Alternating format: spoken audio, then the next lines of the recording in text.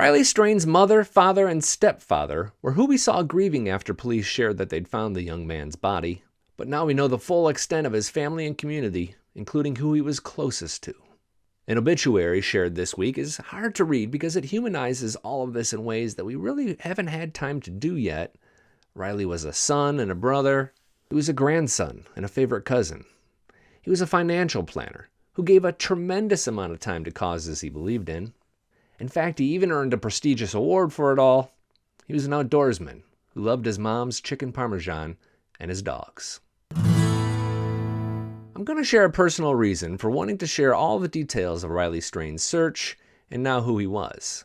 He was 22 years old, but he looks a lot like how I imagine my 11-year-old will look in about a decade. If you're a parent, you can imagine all of this happening. It was supposed to be a fun weekend in Nashville, and 999,999 times out of a million it will be, but on rare occurrences he doesn't come home.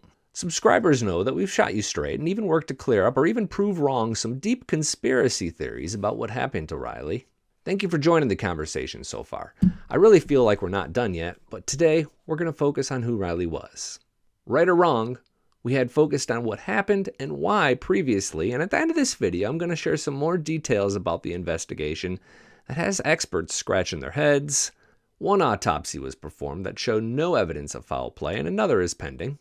Police say it was an accident, and I think, even if they're not saying it, the theory was that he was inebriated, walked a little bit too close to the river, stumbled, and fell in.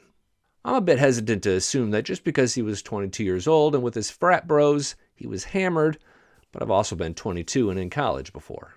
It's a shame that when you Google him, you find your way to the accident because his life was worth so much more.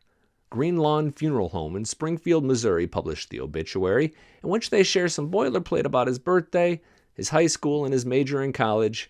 I like this next part. Riley's commitment to service was evident through the prestigious Presidential Medal for Volunteering, earned by dedicating over 500 hours to the wonders of wildlife.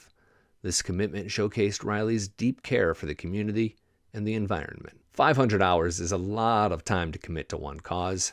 You don't get there just because it's a school requirement, and I think as you continue watching, you're going to learn that he was a man who went above and beyond again and again.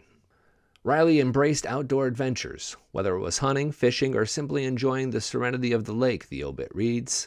He also played tennis and studied jiu-jitsu. Above all, Riley cherished time with family, creating lasting memories. That last part kills me. I had not really thought that he had extended family, but today we find out he had a sister named Brooke and a brother named Brock. 8 grandparents are also listed in the obituary, and he had a whole network of uncles and aunts. Quote, he was very close to his 10-year-old niece Henley and cousins Jake and Chelsea, plus a 2-year-old second cousin, Cooper. Leave a heart for them below.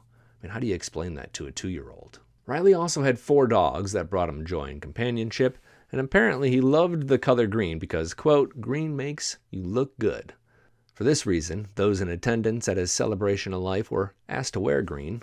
I got you, big fella. A moment ago, I mentioned some new evidence, and I'm going to get to that now.